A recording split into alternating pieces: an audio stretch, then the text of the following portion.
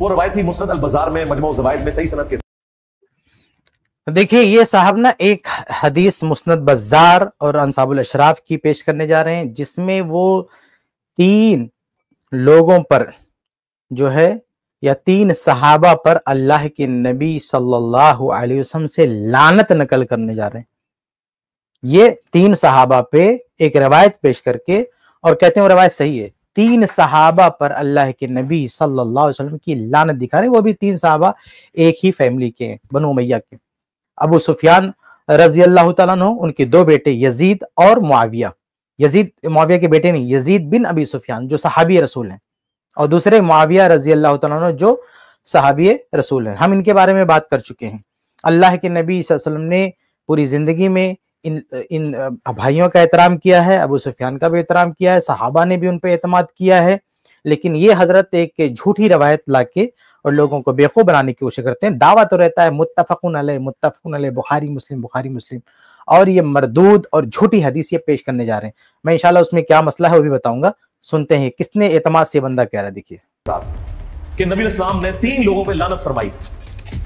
آپ کے سامنے سے ایک اونٹ گزر رہا تھا، آپ نے فرمایا جو اونٹ پہ بیٹھا ہوا ہے اس پہ بھی اللہ کی لعنت، جو اونٹ کو ہانک رہا ہے اس پہ بھی اللہ کی لعنت، اور جس نے اس کی مہار پکڑی ہوئی ہے اس پہ بھی اللہ کی لعنت۔ یہ روایت ختم ہو جاتی ہے مسند البزار میں مجموع الزوائد میں۔ اسے کہا جاتا ہے آپ کے سامنے سے ایک اونٹ گزر رہا تھا، آپ نے فرمایا جو اونٹ پہ بیٹھا ہوا ہے اس پہ بھی اللہ کی لعنت، جو اونٹ کو ہانک رہا ہے اس پہ بھی اللہ کی لعنت، اور جس نے اس کی مہار پکڑی ہوئی ہے اس پہ بھی اللہ کی لعنت۔ یہ روایت ختم ہو جاتی ہے مسند البزار میں مجموع الزوائد میں۔ اسے کہا جاتا ہے اونٹ والی حدیث، کہ اونٹ پہ بیٹھے ہوئے پہ بھی لعنت، ہانکنے والے پہ بھی، مہار پکڑنے والے پہ۔ کیوں لعنت؟ یہ بندے کون ہیں؟ کوئی ذکر نہیں۔ انصاب الاشراف میں موجود ہے کہ وہ 3 بندے کون تھے، ان بندوں پہ اصل میں لعنت کی گئی تھی۔ انصاب الاشراف میں لکھا ہے کہ اونٹ پہ یزید کے دادا ابو بیٹھے ہوئے تھے۔ ہاں جی، اونٹ کی مہار۔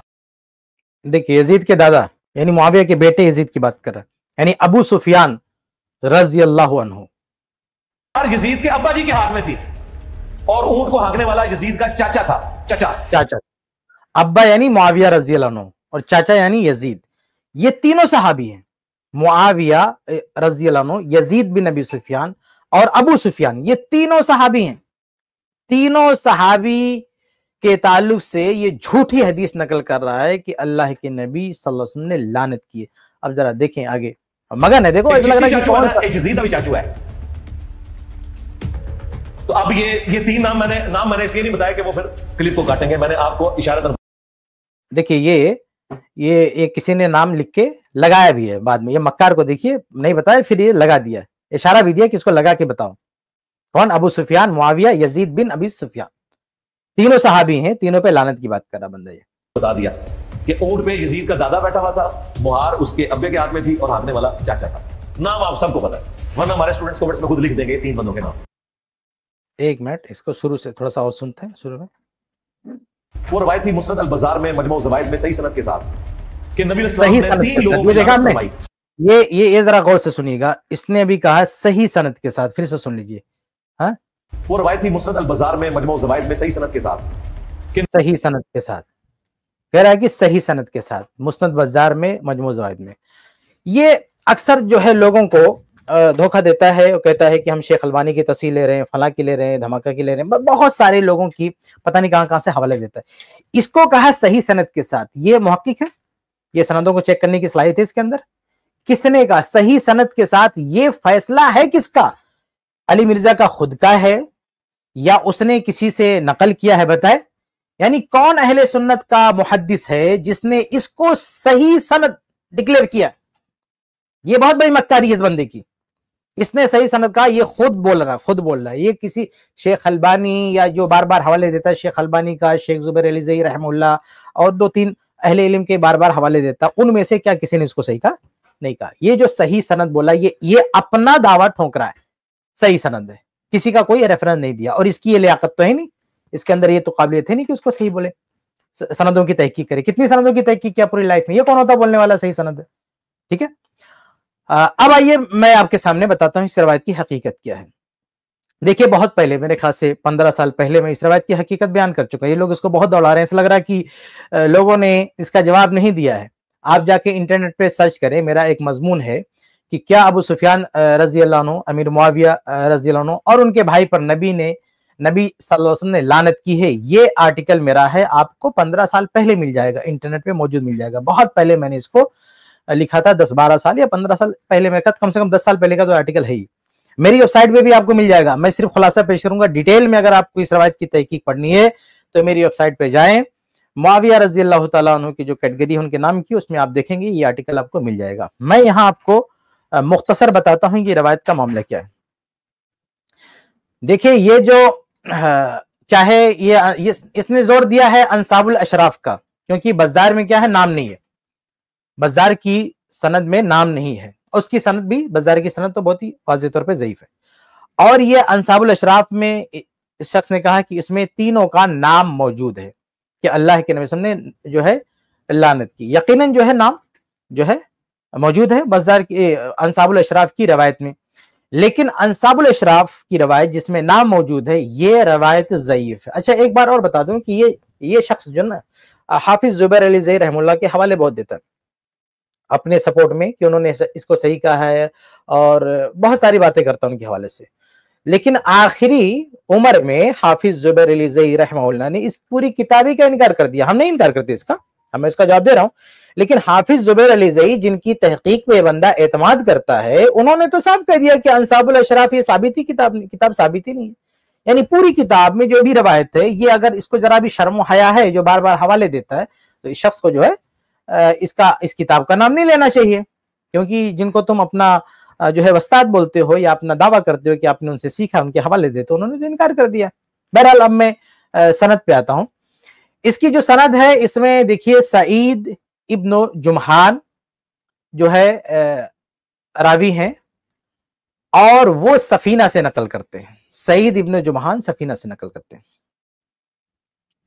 تو سعید یہ جب سفینہ سے نقل کرتے ہیں تو یہ روایت ضعیف ہوتی ہے، یہ روایت ضعیف ہوتی ہے. دیکھیے امام ابو داؤد رحمہ اللہ کا قول موجود ہے سوالات ابی عبید الاجری میں، تہذیب الکمال میں بھی ہے، کہ ان سے وہ اس بارے میں کہتے ہیں کہ وہ ثقۃ انشاءاللہ، کہ انشاءاللہ یہ ثقہ ہے، لیکن وقوم یقعون فیہ وقوم یضعفونہ، کہ کچھ لوگ ان کو یعنی بعض محدثین انہیں ضعیف قرار دیتے ہیں. انما یخاف ممن فوقہ وسمى رجلا یعنی سفینہ، یعنی کہہ رہے ہیں کہ یہ راوی یعنی سعید جو نام کا راوی ہے، سعید یہ ٹھیک ہے، ثقہ ہے، کوئی مسئلہ نہیں، لیکن یہ اس کے اوپر ایک راوی آ جاتے ہیں سفینہ. تو جب یہ سفینہ سے نقل کرتے ہیں تو اس میں مسئلہ ہوتا ہے، سفینہ سے یہ روایت کرتے ہیں تو یہ محدثین ان کو ضعیف قرار دیتے ہیں. تو امام ابو داؤد رحمہ اللہ سے پتا چلا کہ اگر یہ سفینہ سے روایت نہیں کرتے تب تو ٹھیک ہے ان کا مسئلہ، لیکن جہاں جہاں سعید ابن جمحان سفینہ رضی اللہ عنہ سے روایت کریں گے وہاں وہاں ان کی روایت ضعیف قرار پائے گی.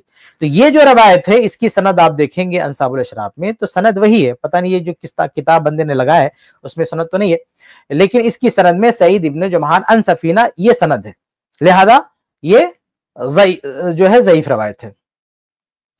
دوسری بات یہ ہے کہ اگر آپ اس سند کو صحیح مان لیں نا تو بہت ساری چیزیں ایسی ہیں جسے علی مرزا یہ شخص خود نہیں مان سکتا. یعنی اسی چین سے کچھ ایسی باتیں آتی ہیں جو ہے جس کو یہ ہرگز نہیں مان سکتا. مثال کے طور پر ایک روایت کیا آتی ہے اسی سند سے، ایک روایت آتی ہے کہ سعید بن جمحان اور سفینہ ہی کی روایت سے، یہ مسند بزار کی روایت ہے، یہ بھی مسند بزار اسی کتاب کی اتفاق سے روایت ہے جس کتاب کے حوالے سے پہلے یہ شخص اسی روایت کو پیش کرا، اسی مسند بزاری میں. اس میں کیا ہے؟ اس میں یہ ہے کہ اللہ کے رسول صلی اللہ علیہ وسلم سے ایک شخص نے کہا کہ اے اللہ کے رسول، میں نے خواب دیکھا کہ آسمان سے ایک ترازو اتری اور آپ کا اور ابو بکر رضی اللہ عنہ کا وزن کیا گیا تو آپ ابو بکر رضی اللہ عنہ سے بھاری ہو گئے، پھر ابو بکر رضی اللہ عنہ اور عمر رضی اللہ عنہ کا وزن کیا گیا تو ابو بکر رضی اللہ عنہ بھاری ہو گئے، اور عمر رضی اللہ عنہ اور عثمان رضی اللہ عنہ کا وزن کیا گیا تو عمر رضی اللہ عنہ بھاری ہو گئے، پھر ترازو اٹھا لی گئی تو آپ نے اس خواب کی یہ تعویل بیان کی، کیا جواب لیں گی؟ خلاف نبوہ، یہ خلافت نبوت ہے. ثم یؤتی اللہ الملک من یشاء، یعنی یہ جو تین لوگ ہیں ابو بکر صدیق، عمر فاروق اور عثمان، یہ خلافت علی منہاج النبوہ جس کو کہتے ہیں، خلافت نبوت ہے علی منہاج النبوہ، اس کے بعد ملوکیت آ جائے گی۔ تو اگر یہ جو سند ہے جس سند سے اس شخص نے یہ 3 صحابہ پر لعنت کی بات نقل کی ہے، جھوٹی بات نقل کی ہے، اگر اس سند کو یہ صحیح مانتا ہے، اور سب سے پہلی روایت مسند بزار سے پیش کی، اسی مسند بزار میں روایت موجود ہے کیا کہ 3 خلیفہ کے بعد ملوکیت آ جائے گی، تب تو معاذ اللہ علی رضی اللہ تعالیٰ عنہ کا دور ملوکیت کا دور تھا۔ یہ روایت کری، میں نہیں کہہ رہا، یہ جس سند پر ایمان رکھ رہا ہے، جس کو سند صحیح بول رہا ہے، یہ جس سند کو سند صحیح بول رہا ہے، اسی سند سے یہ روایت آ رہی ہے کہ 3 خلیفہ تک خلافت علی منہاج النبوہ ہوگی، باقی کیا آ جائے گی؟ ملوکیت آ جائے گی۔ تو اللہ کے بندے کیا اس پہ بھی مانے گا؟ یہ بھی سند صحیح سے ہے، اس میں بھی ایمان لاؤ گے؟ تو اسی طرح سے ایک اور مثال دیکھیں آپ، الفتن لنعیم بن حماد کی، ان کی نعیم بن حماد کی کتاب فتن، حدیث نمبر 258۔ اچھا، اس سے پہلے جو میں نے روایت پیش کی مسند بزار کی، جلد نمبر 9 صفحہ نمبر 281، جس میں 3 خلیفہ کے بعد جو ہے ملوکیت کی بات کہی گئی ہے۔ اب یہ دوسری روایت ہے فتن سے، نعیم بن حماد کی کتاب سے، ابن مبارک روایت کرتے ہیں، حشرت بن نباتہ، سعید بن جمحان، عن سفینہ۔ تو دیکھیے اس کی بھی سند، اس کے بھی اصل جو مدار ہے وہ وہی ہے، بلکہ اس سے شروع کا جو راوی ہے تو اس سے بھی اہم ہے۔ یہ کیا کہتے ہیں؟ کہتے ہیں کہ ایک شخص نے، یہ بھی مطلب اس میں بھی جو ہے کیا کہتے ہیں، اللہ کے نبی صلی اللہ علیہ وسلم نے جب مسجد بنائی، اس میں ہے کہ جب مسجد بنائی اللہ کے وسلم، مسجد نبی کی تعمیر کی، تو ابو بکر رضی اللہ عنہ آئے، انہوں نے ایک پتھر رکھا، پھر عمر فاروق رضی اللہ عنہ آئے اور انہوں نے ایک پتھر رکھا، پھر عثمان رضی اللہ عنہ آئے، انہوں نے ایک پتھر رکھا۔ تو اللہ کے رسول صلی اللہ علیہ وسلم نے کہا کہ یہ لوگ میرے بعد خلیفہ بنیں گے، ہاؤلائی خلافت بعدی، یہ میرے بعد خلیفہ بنیں گے۔ اس میں اللہ کے اس میں دیکھیے 2 مسئلہ ہے، ایک تو یہ کہ اللہ کے رسول پوری صراحت کے ساتھ کریں کہ یہ لوگ خلیفہ بنیں گے، جبکہ صحیح احادیث میں اس کا کوئی نشاندہی نہیں۔ اللہ کے نبی صلی اللہ علیہ وسلم نے صراحتاً کسی بھی حدیث میں خلافت کی نشاندہی نہیں کی ہے۔ آپ وہ حدیث قرطاس کی جو متعدد طرق دیکھیں گے تو اس میں اشارہ کیا کہ لاؤ میں نام لکھ دیتا ہوں، پھر کہا کہ نہیں، اللہ اور مومنین نہیں چاہیں گے کہ ابو بکر صدیق کے علاوہ کوئی خلیفہ بنے، تو ان کے نام کے علاوہ کوئی اور نام چنا جائے۔ تو اشارہ دیا ہے، لیکن ایسی صراحت نہیں کی کہ ایسی کوئی، جیسے کہتے ہیں نا نامزد کرنا، ولی عہد بنا دینا، تو ایسا اللہ کے رسول نے نہیں بنایا ہے، ایسی کوئی بات نہیں کی۔ لیکن یہ سند کیا بتا رہی ہے کہ ایسے ترتیب سے اللہ کے رسول نے بنا دیا، ایسے ترتیب سے ابو بکر، پھر عمر، پھر عثمان۔ تو یہ جو شروع میں بار بار جو صحیح بخاری وغیرہ کی روایت مزے مزے لے کے بیان کرتا ہے کہ علی رضی اللہ نے بیعت نہیں کی، فلاں نے بیعت نہیں کی، فلاں نے بیعت نہیں کی، علی رضی اللہ نے جب بیعت کی تب جا کے انصار نے بیعت کی، جبکہ سراسر جھوٹ ہے۔ یعنی یہ شخص اتنا بڑا بلنڈر کر رہا ہے، اتنا بڑا جھوٹ بول رہا ہے کہ علی رضی اللہ عنہ نے بیعت نہیں کی تھی تو سارے انصار بھی بیعت نہیں کر رہے تھے، جب انہوں نے بیعت کی تب جا کے انہوں نے بیعت کیا، جبکہ غلط بات ہے۔ تو آپ بتائیے، جب اللہ کے نبی صلی اللہ علیہ وسلم صاحب بتا رہے ہیں کہ میرے بعد ابو بکر صدیق خلیفہ ہیں، تو کیوں نہیں بیعت ہو رہی ہے؟ تو اگر اس کو صحیح مانتے ہو، یہ چین، یہ سند صحیح ہے، تو پھر اس پہ بھی مان لے ہو کہ اللہ کے نبی صلی اللہ علیہ وسلم واضح طور پر بتا کے گئے تھے کہ خلیفہ کون ہوں گے، ابو بکر صدیق ہوں گے، عمر ہوں گے، عثمان ہوں گے، تینوں کو آپ مان لیجئے۔ اس میں علی رضی اللہ عنہ کا نام بھی نہیں ہے، آگے 3 کے بعد نام بھی نہیں ہے۔ اس کے علاوہ ایک اور چیز دیکھیں کہ مسند احمد کی ایک اور حدیث ہے اسی چین سے، اسی سند سے، مسند احمد کی حدیث ہے اسی سند سے، اس میں دجال والی روایت ہے، مسند احمد جلد 36 صفحہ 258، بہت لمبی روایت ہے۔ اس میں سند یہی ہے کہ حدثنی سعید بن جمحان عن سفینہ، یعنی سفینہ ہی سے وہ نقل کرتے ہیں، اور شروع کے رجال جو ہے ثقہ ہیں، مسئلہ صرف اوپر آتا ہے۔ اس میں دجال کے تعلق سے بہت ہی عجیب و غریب بات ہے، مثال کے طور پر دجال کے ساتھ بتایا گیا کہ 2 نبی جیسے فرشتوں کا ذکر ہے، یعنی فرشتے ان کے ساتھ ہوں گے دجال کے ساتھ، معاذ اللہ۔ تو یہ سب باتیں، یہ خرافات جو ہے اس روایت میں، مسند احمد کی روایت میں ہے۔ یہ ساری پرابلم کیوں آ رہی ہے؟ کیونکہ یہ جو اس کا چین ہے جس میں سعید بن جمحان سفینہ سے نقل کر رہے ہیں، جیسا کہ امام ابو داؤد رحمہ اللہ نے کہا کہ جب اس طریق سے جب روایت آتی ہے سعید کی، تو اس میں محدثین اس کی تضعیف کرتے ہیں۔ تو خلاصہ یہ ہے کہ سعید سفینہ سے اگر روایت کریں گے تو وہ روایت صحیح نہیں ہوگی۔ میں نے آپ کے سامنے 3 روایتوں کی مثال دی ہے۔ ایک روایت میں اللہ کے رسول خواب کی تعبیر بیان کر رہے ہیں کہ خلافت نبوت جو ہوگی وہ 3 خلیفہ تک بعد میں ملوکیت آ جائے گی۔ تو اگر آپ اس چین کو صحیح مانتے ہیں، سند کو صحیح مانتے ہیں، تو آپ کو ماننا پڑے گا کہ معاذ اللہ علی رضی اللہ عنہ کا دور ملوکیت کا دور تھا۔ उसको भी मानिए आप, मलूकियत को दर मानिए। दूसरी रवायत मैंने पेश की जिसमें अल्लाह के रसूल ने 3 खलीफा की पेशेन हुई, मतलब 3 खलीफा का नाम दिया कि ये लोग नाम बताया कि ये खलीफा बनेंगे, उसको भी पूरी उम्मत में से कोई नहीं मानता। तीसरी मिसाल दी कि दज्जाल के साथ फरिश्ते, यानी ये सनद बता रही कि दज्जाल के साथ फरिश्ते होंगे, जबकि ये भी सारी रवायतों के खिलाफ है, बिल्कुल गलत बात है। दज्जाल के साथ फरिश्ते का, शैतान होगा वो, दज्जाल होगा, खुद दज्जाल होगा, शैतान होंगे उसके साथ, फरिश्ते कहां से होंगे उसके साथ। तो ये सारी रवायतें जो इसी सनद से आती है उसमें जो गड़बड़ी आप देख रहे हैं, इतना बड़ा बड़ा ब्लंडर है, तो ये खुद इस बात की दलील है कि यहाँ जो नाम ले लिया गया एक ही खानदान के 3 अफराद का, अबू सुफियान, मुआविया और जो है उनके भाई, ये खुद अपने आप में एक दलील है कि ये छोटी बात है। इमाम इब्नुल क़य्यिम रहमतुल्लाह ने बहुत ही वाज़ेह तौर पर कहा है कि हर वो हदीस एक उसूल है, यानी मुहद्दिसीन के यहाँ ये चीज बतौर उसूल मुसल्लम है कि हर वो हदीस जो मुआविया रज़ी अल्लाह अन्हु के नाम मतलब उनको मेंशन करके नामजद मुआविया की मजम्मत में बयान की जाए, वो झूठी हदीस है। ये कायदा है मुहद्दिसीन का, कहते हैं ये अहमक, ये जलील इंसान, ये शख्स सनद सही बोल रहा है और इसको इतनी बेसिक चीज मालूम नहीं है कि मुहद्दिसीन बहुत सारे कवायद बतला के गए हैं ताकि आम लोगों को, यानी जो आम लोग हैं उनको आसानी से हदीसों पे का हुक्म समझ में आ जाए।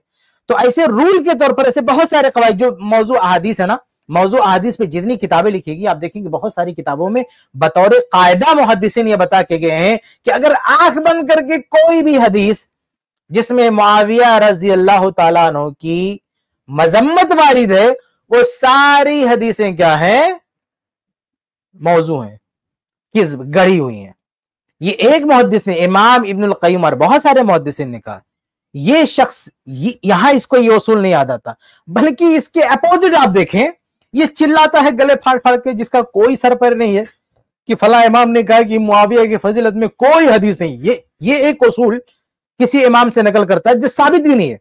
मैंने कहा कि इमाम इब्नुल क़य्यिम रहमतुल्लाह ने कहा, उनकी अपनी किताब में ये साबित है, मौज़ूआत के मुसन्निफ़ीन ने कहा, उनकी किताबों में बात लिखी हुई है।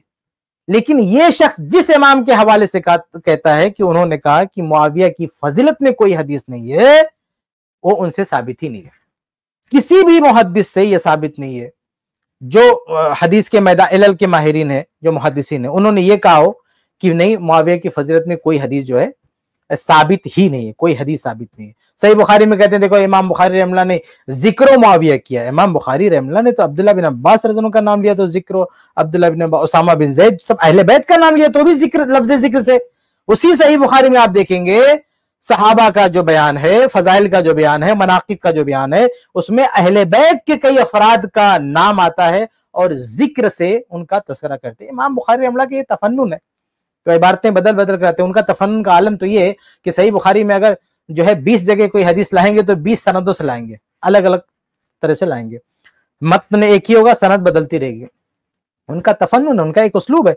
इसलिए ये नहीं कह सकते कि मुआविया रज़ी की फजीलत के वो कायल नहीं है, उनकी फजीलत में कोई हदीस नहीं है।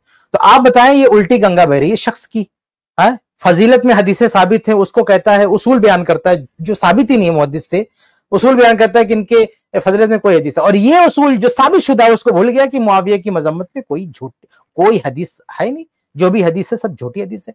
तो बहरहाल ये जो हदीस है ये लोग वायरल कर रहे हैं कि सनद सही है, कितने धड़ल्ले से हुक्म लगा दिया, सनद सही है, कोई सर पर नहीं, कोई हवाला नहीं, पता नहीं किस जिन्न ने, किस शैतान ने इसको बता के गया, कहां से वही आई इसके पास कि इसकी सनद सही है, पता नहीं किस शैतान ने इसके कान में फूका कि इसकी सनद सही है। इसकी सनद सही नहीं है, ये झूठी रवायत है और मुहद्दिस से। और मैं झूठी क्यों कह रहा हूं, क्योंकि मुहद्दिसीन बाकायदा उसूल बता के गए हैं कि हर वो हदीस जो मुआविया की मजम्मत में है वो झूठी हदीस है।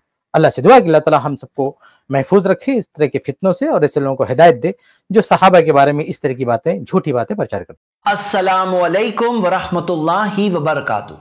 इस क्लिप की फुल वीडियो देखने के लिए हमारे चैनल पर जरूर आएं। iPlus TV ने एक नया YouTube चैनल शुरू किया है जिसका नाम है iPlus TV इख्तिलाफ का हल।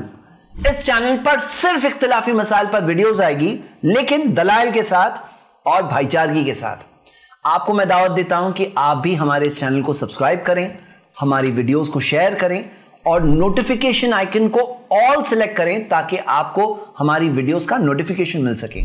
जज़ाकल्लाहु खैर, वस्सलाम अलैकुम रहमतुल्लाह।